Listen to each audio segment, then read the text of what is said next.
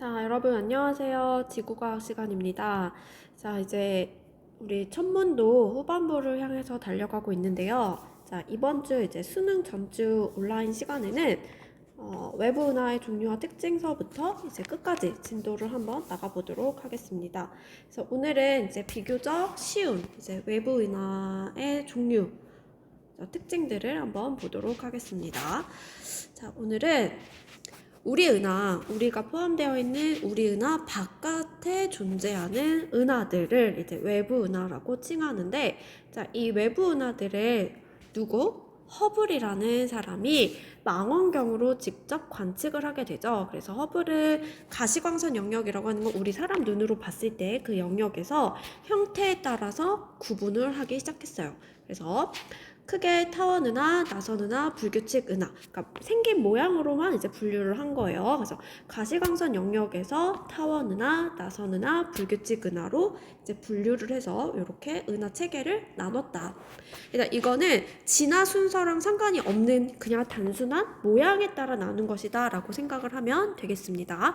그래서 생긴 모양이 타원에 가까운 것을 이제 타원 은하. 그리고 이렇게 중심 핵을 기준으로 모양이 나선, 회오리 모양으로 되어 있는 것을 나선 은하라고 하는데, 중앙에 이렇게 막대가 있으면 우리가 막대 나선 은하라고 하고, 그게 없으면 그냥 정상 나선 은하라고 합니다. 그리고 이렇게 형태가 아예 없는 불규칙한 은하도 있습니다. 불규칙 은하. 그래서 이렇게 세 가지로 나누는구나 라고 보면 되겠어요.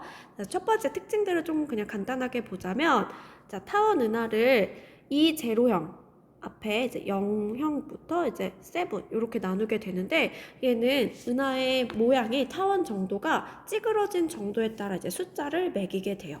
그래서 원에 가까운 형태를 E0 은하라고 하고, 납작한 찌그러진 정도가 큰 은하를 우리가 E7 은하라고 이렇게 분류를 했어요. 그래서 여기서부터 이렇게 갈 때는 그냥 타원의 찌그러진 정도, 이심률에 따라서 이렇게 은하를 분류할 수도 있구나 라고 생각을 하면 되고, 타원 은하의 대표적인 특징은 얘들아 요거예요. 성간 물질이 거의 없어요. 자, 여기서 말하는 성간 물질이라고 하는 것은 뭘까요? 우주에서 성간 물질, 기체, 가스, 다양한 원소들을 우리가 성간 물질이라고 하는데, 얘네들은 새로운 별들의 탄생을 할 수 있는 애들이 되는 거죠. 그래서 성간 물질이 거의 없다라는 것은 별 탄생이 거의 없다라고 생각하면 되겠죠. 그래서 타원 은하의 특징은 성간 물질이 거의 없다. 그래서 얘네들은 비교적 별 탄생이 거의 안 되기 때문에 늙고 온도가 낮은 별들로 구성되어 있다라는 것이 큰 특징입니다. 그래서 얘네들은 보통 이제 나이가 많기 때문에 우리는 어떤 색을 띠게 되냐면 붉은색의 계열을 띠게 되는 게 특징이다.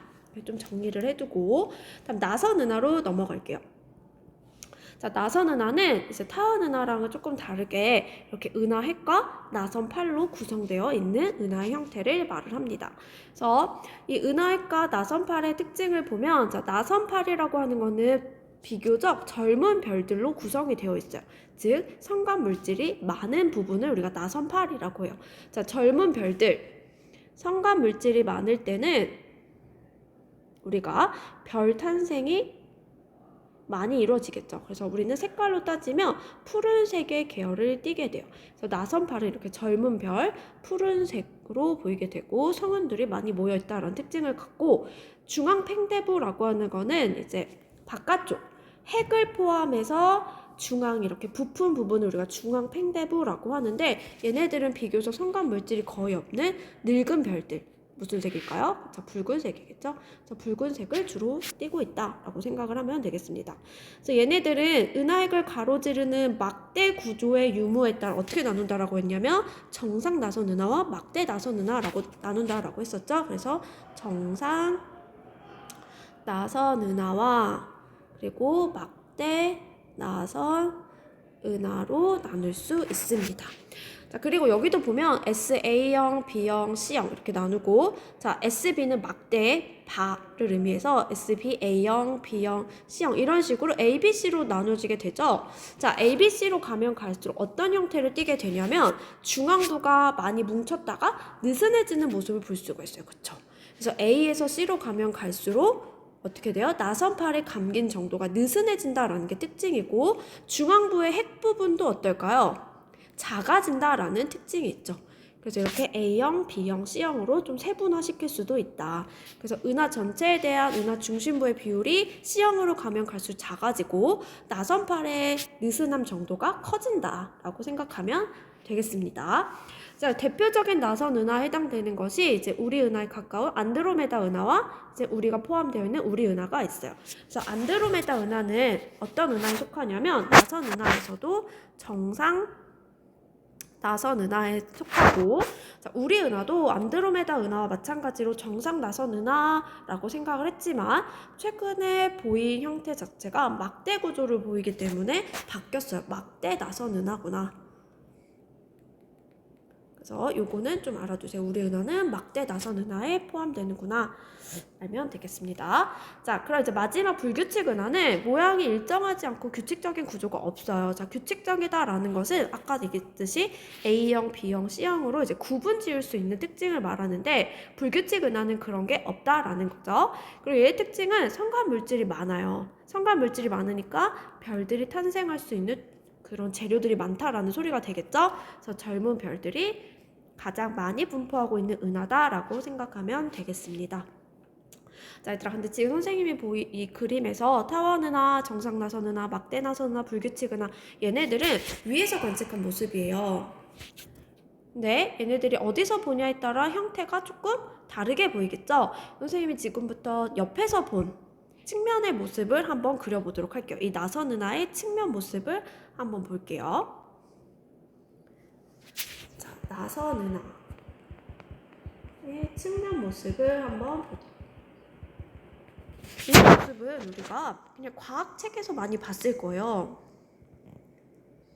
옆에서 보면 이렇게 나선팔이 존재하는 원반부가 있겠죠. 그래서 얘네들을 은하 원반이라고 표현하고, 자, 여기에 중앙에 핵이 있겠죠. 은하 핵. 그래서 이 은하 핵을 포함하고 있는 이 부품 부분을 뭐라고 하냐면 팽대부라고 해요. 중앙 팽대부. 자, 근데 아까 뭐라고 했냐면 이 은하 원반에는 어떤 별들이 많이 모여 있냐면 성간 물질이 많기 때문에 젊은 별들의 분포가 많아요. 자, 젊은 별들의 무리를 뭐라고 하냐면 젊은 별들의 무리를 우리는 산계성단이라고 하고, 자, 젊은 별들은 무슨 색으로 띈다? 푸른색의 계열을 띠고 있다라는 게 특징이에요. 자, 그리고 이 중앙 팽대부에서는 어떻게 된다 했지? 아까 성간 물질이 거의 없는 늙은 별들이 많이 분포되어 있는 그 형태예요. 됐어요?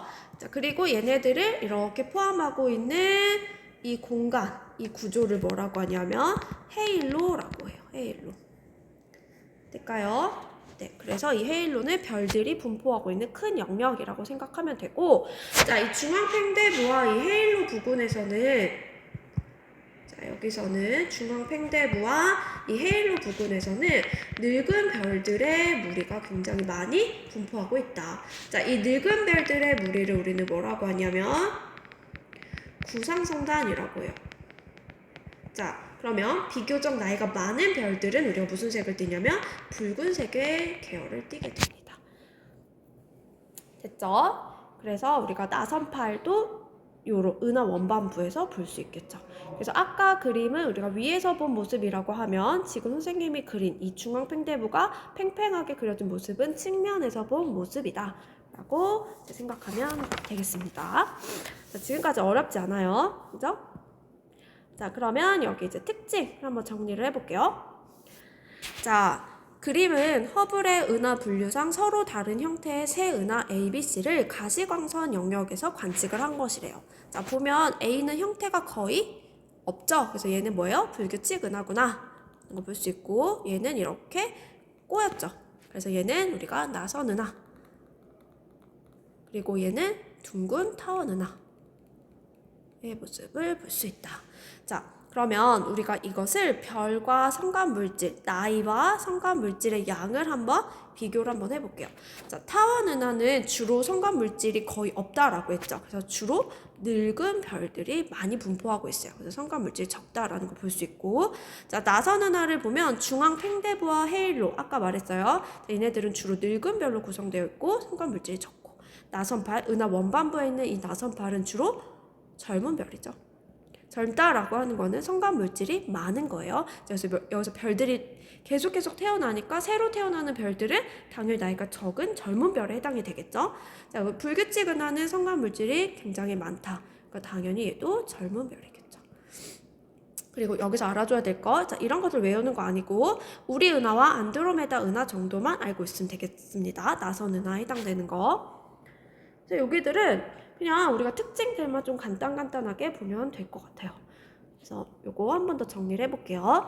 자, 우리 은하는 은하핵을 가로지르는 막대 모양의 구조와 나선팔을 가지고 있는 막대 나선 은하이다. 그쵸? 그래서 이 막대 나선 은하는 중심부에 은하핵 그리고 은하변을 포함하는 둥근 은하 원반 그리고 얘를 둘러싼 헤일로로 구성되어 있다. 방금 전에 그림으로 그려봤죠. 자, 요걸 특징들 한번 적어보면 볼록하게 부풀어 오른 중앙 팽대부가 있고 팽대부를 막대 모양 구조가 가로지르고 있다. 그리고 나이가 많은 붉은색 별들이 많이 모여있는 건 뭐예요? 그쵸?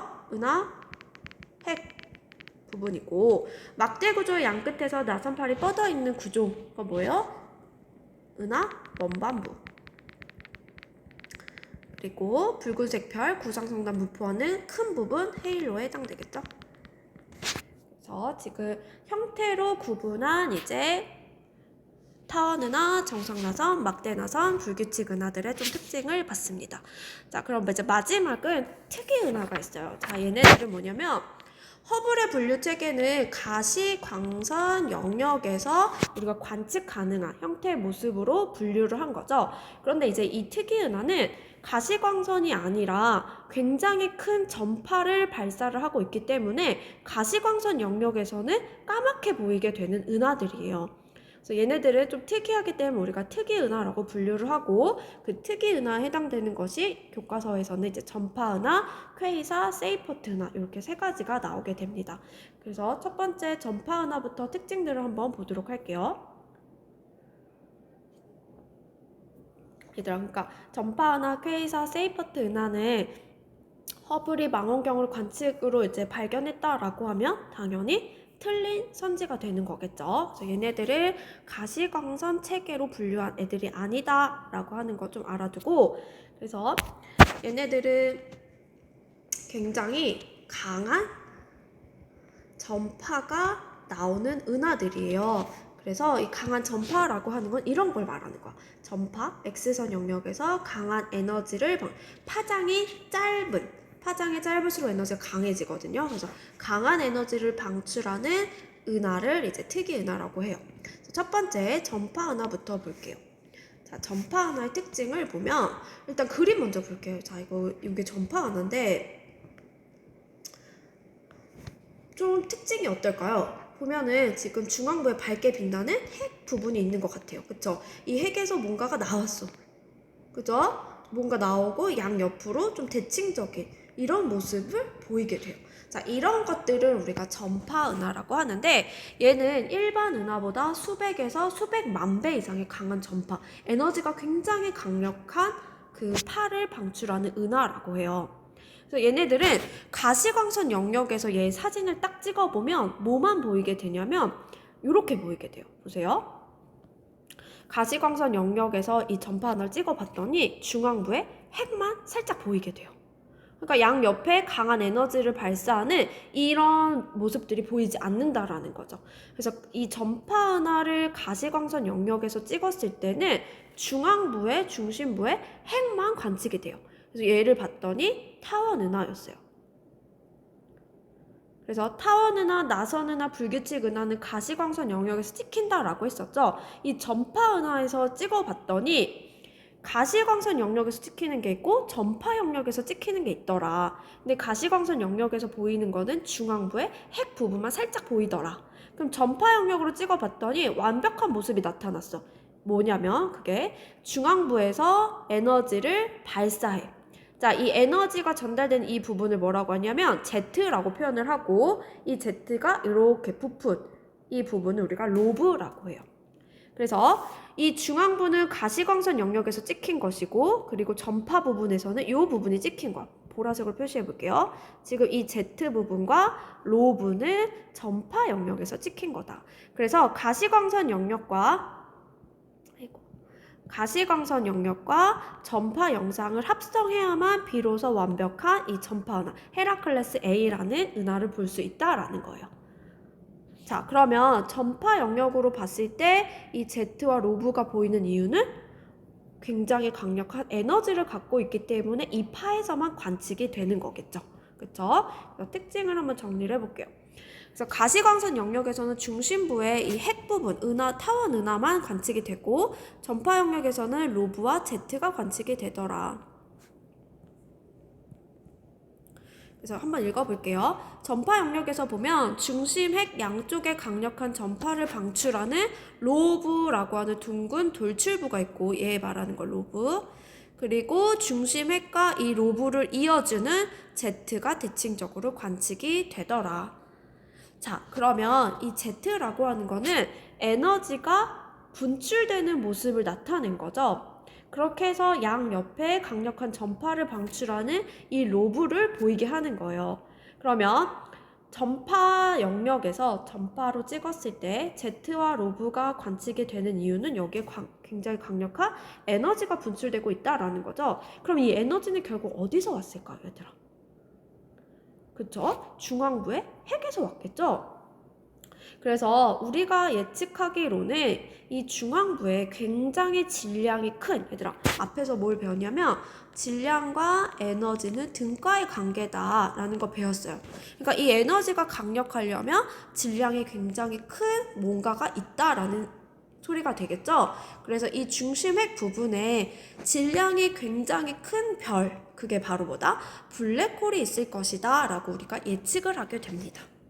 됐어요? 그래서 Z와 로브의 일부 영역에선 이렇게 강력한 에너지가 큰 X선 전파가 방출되고 있고, 이는 중앙핵에서 굉장히 질량이 큰 물질이 있기 때문일 것이다 라고 예측한다. 이게 바로 전파 은하예요. 자, 두 번째, 퀘이사 볼게요. 퀘이사는 그냥 별이라고 생각합니다. 별처럼 보인대. 왜? 매우 멀리 있기 때문에 은하인데 별처럼 보이는 거야. 별처럼 보인다. 그래서 퀘이사라고 해요. 그래서 수많은 별들로 이루어진 은하이지만 매우 멀리 있기 때문에 지구에서 관측을 하면은 그냥 하나의 별처럼 보이는 은하를 우리가 퀘이사라고 해요. 자, 근데 이 퀘이사의 특징도 똑같아. 전파 은하의 특징과 마찬가지로 전파 영역에서 찍힌다 라는 소리는 굉장히 큰 에너지가 중앙부에서 방출되고 있다라는 거죠. 그럼 에너지가 방출되는 건 누구 때문이야? 질량이 매우 큰 블랙홀이 있기 때문이죠. 그래서 원인은 얘 때문에 강력히 큰 에너지가 나오고 있고, 그리고 거리가 너무너무 멀기 때문에 별처럼 보인다. 얘들아, 그럼 이거 뒤에서 할 내용이긴 한데 밑줄 한번 그어볼게요. 자, 매우 멀리 있대요. 자, 매우 멀리 있으면 파장이 엄청 길게 느껴지겠죠. 자, 파장이 크다. 우리 앞에서 무슨 편의? 적색 편의가 크게 나타난다 라는 특징 배웠죠. 그래서 매우 멀리 있기 때문에 얘는 뭐가 매우 크냐면 적색 편의가 굉장히 크게 나타나요. 그래서 여기서의 특징은 얘들아 밑줄 한번 그어볼게요. 보통의 은하보다 훨씬 더 먼 곳에 있고 빠른 속도로 멀어져 간대. 그래서 적색 편의가 매우 크대. 이게 특징이야. 그래서 정리를 해보면 거리가 매우 먼 애들은 빠른 속도로 멀어져 가. 더 빨리 멀어져. 거리가 멀수록 속도가 더 빨라서. 그러면 우리가 어떤 편의를 보게 되냐면, 자, 적색 편의를 이제부터 Z라고 표현을 할 거예요. 자, Z, 적색 편의량이 커진다. 이거 우리 이제 뒤에서 우주 팽창할 때 또 나와. 그러니까 지금부터 한번 알아도 볼게요. 거리가 클수록 후퇴 속도, 멀어져 가는 속도가 증가한다. 그래서 이 관계가 바로 뭐냐면 속도는 거리가 멀어질수록 빠르다. 그래서 앞에 우리가 허블 상수라는 걸 붙일 수 있어요. 그래서 V는 HR이라는 개념이 이제 여기서부터 나온다.